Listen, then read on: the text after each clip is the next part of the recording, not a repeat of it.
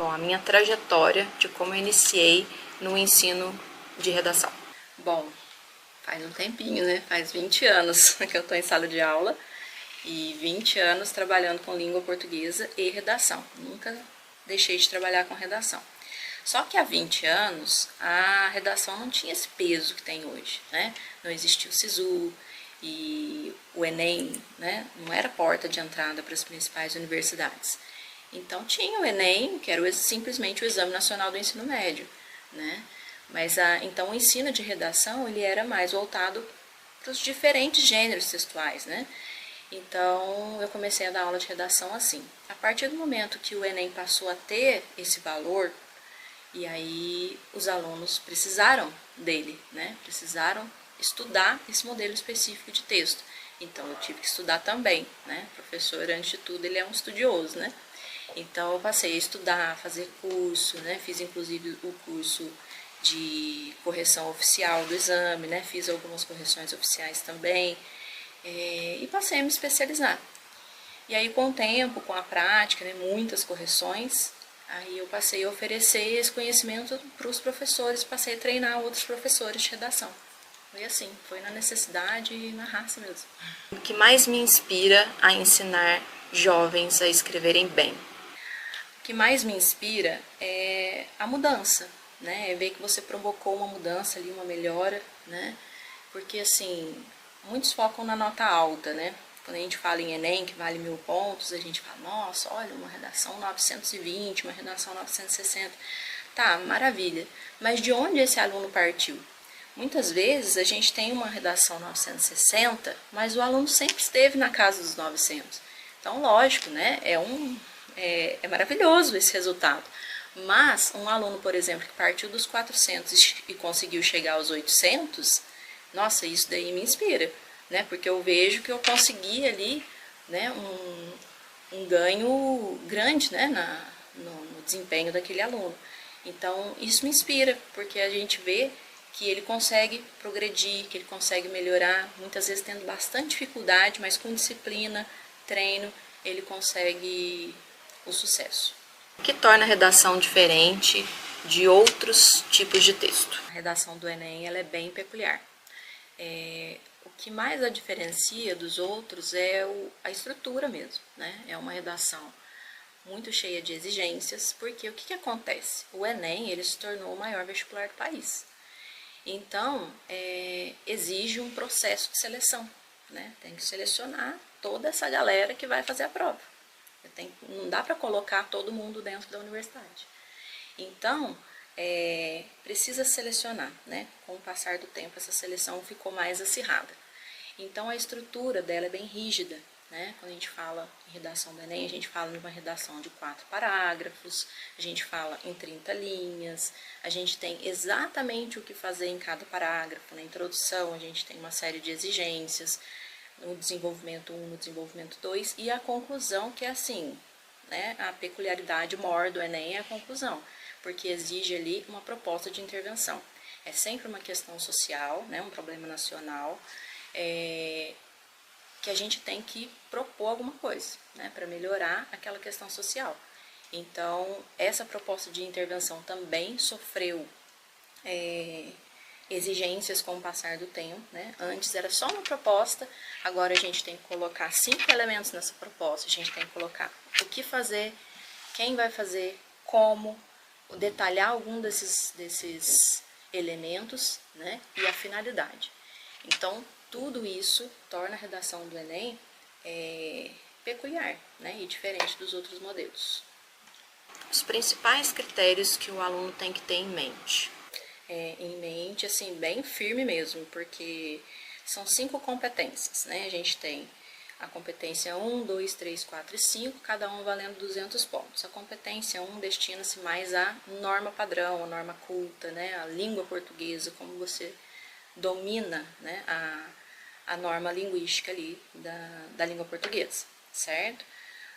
A competência 2 é que exige mais coisas do aluno, né? Ela vai exigir fidelidade ao tema, se ele seguiu o tema certinho, se ele seguiu o tipo textual, o gênero textual, que é o dissertativo argumentativo, se ele colocou repertório sociocultural, e esse repertório ele tem que ser legitimado, tem que ser pertinente, tem que ser produtivo. Então, né, vejam bem que são critérios bem assim marcantes, né? A competência 3 é destinada à organização do texto, à estrutura, como que ele coloca as ideias, né? Se essas ideias vêm numa progressão. A competência 4 vai tratar exclusivamente da coesão, né? Dos elementos coesivos que amarram as frases dentro de um parágrafo, que amarram os parágrafos dentro de um texto, os operadores argumentativos. E a competência 5 vai ser exclusivamente para as propostas de intervenção, né? Para a proposta de intervenção com esses 5 elementos. Então, ele tem que ficar bem atento a esses critérios. Quando a gente ensina a redação, a gente já ensina todos esses critérios.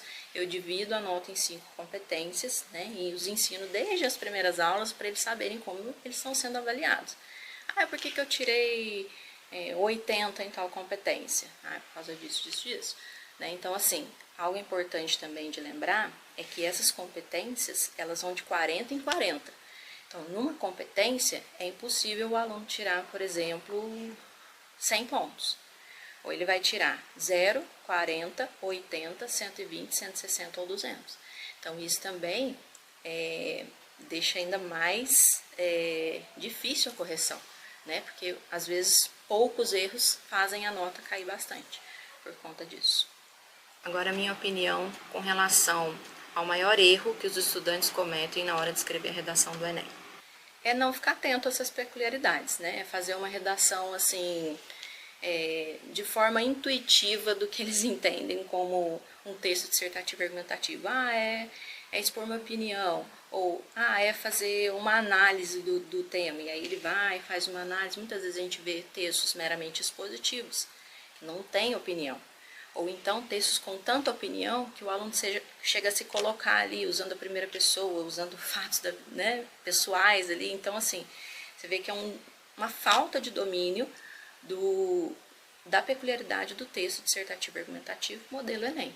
Então, se você conhece essa peculiaridade, essa estrutura fixa, né, você já elimina ali metade dos erros possíveis nesse gênero. Marcante de algum aluno que superou grandes dificuldades no estudo de redação. Tem várias histórias, assim, é o que eu disse, né, o que me motiva são essas histórias, né, de grandes evoluções, assim, gente que começou, assim, do zero, né, sem conhecimento, mas com muito interesse, com muita vontade, porque, assim, o Enem, gente, hoje, como eu disse, ele é a porta de entrada para as principais universidades, então ali não é só uma prova, ali é o sonho de muita gente.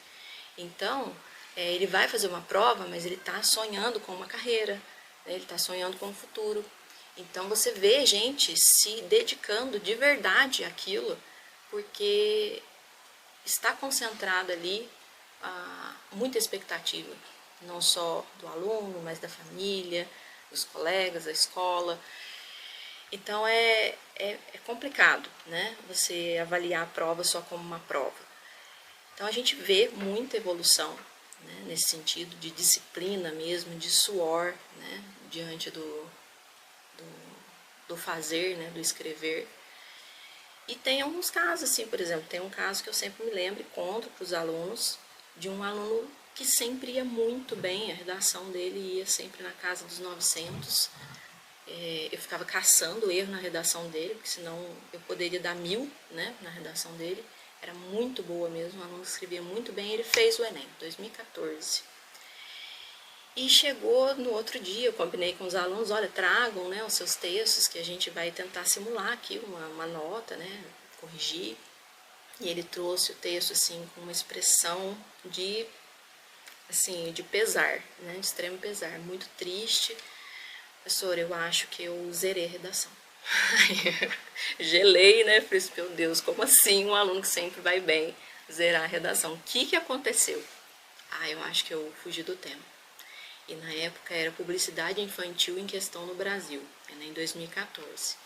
E aí ele se confundiu ali, porque publicidade infantil, para ele teve duplo sentido.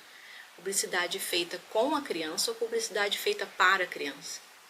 Ele entendeu que era feita com a criança, mas na verdade era para falar da publicidade feita para a criança, o público infantil ser o público-alvo da propaganda.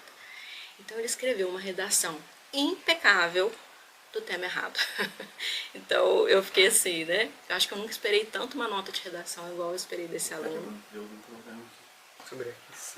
O suporte que o Colégio FEP oferece no ensino de redação. Ai, nossa, muitos. A gente tem um material que é híbrido, né? Ele tem um material físico e tem também a plataforma online.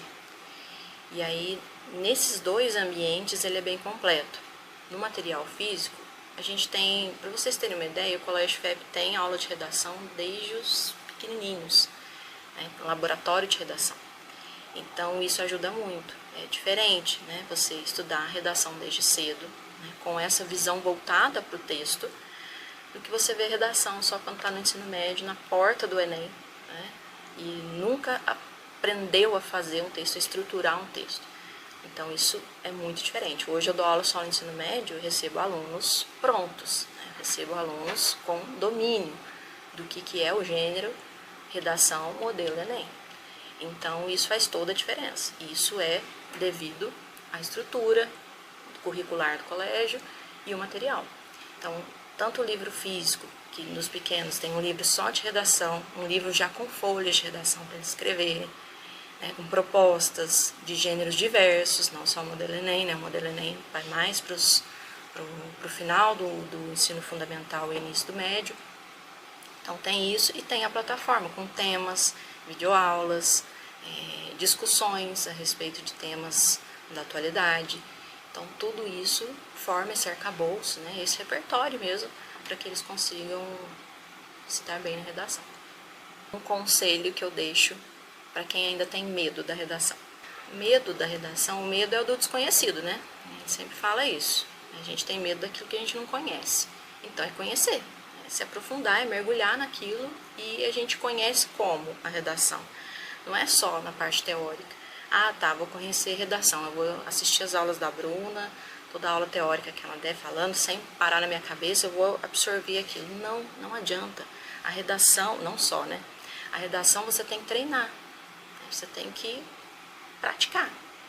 Então, é você se debruçar sobre essa prática, né? Teoria e prática, saber o que tem que ter em cada parágrafo, escrever um parágrafo.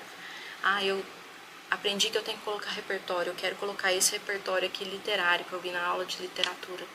Então eu vou tentar colocar na minha... Eu tenho que tentar. Pode ser que não dê certo, pode ser que não funcione, que fique forçado, que não tenha coesão. E a Bruna coloca lá, repertório não produtivo, né? Mas eu tenho que tentar. Então a dica, né, é essa. Não tem atalho, né? Você tem que se debruçar e se dedicar à teoria e à prática. Um dilema: escrever bem é treino ou é dom? Olha, tenho talento e tenho treino, tem as duas estradas, né? Em algum ponto elas se conectam. Então tem gente que tem o dom, tem o talento, né? Nasceu com aquela habilidade, né? E tem gente que não, mas que com muita dedicação e muita disciplina chega ao mesmo lugar daquele que tem o dom. E às vezes elas se cruzam no seguinte sentido: o que tem o dom, às vezes, fala, ah, eu já sou bom nisso, eu não vou me dedicar. E aí ele cai, né? Tem vários casos de alunos, né, que caíram nessa armadilha da soberba, vamos dizer assim, né? De, olha, eu estou muito bem em redação, então vou deixar um pouquinho de lado, vou estudar outra coisa. E aí foi muito bem, por exemplo, no primeiro ano do ensino médio, como treineiro, tirou nota alta em redação e no segundo ano caiu a nota, porque já se garantiu. Então não existe isso, né? Tem o dom, mas ele tem que ser alimentado com a disciplina. Então tem os dois caminhos. E aquele que não tem dom, né, ele não precisa, eu não tenho habilidade, isso não é para mim. A força da disciplina faz você chegar ao mesmo lugar de excelência daquele que tem o dom.